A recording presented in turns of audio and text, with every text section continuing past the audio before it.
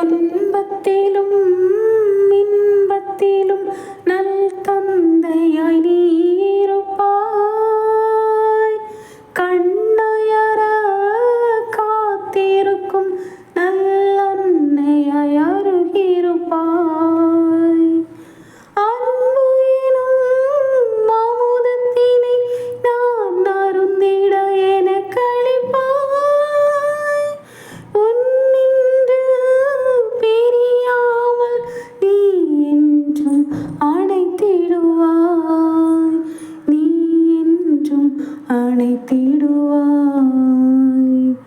உன் புகழை பாடுவது என் வாழ்வின்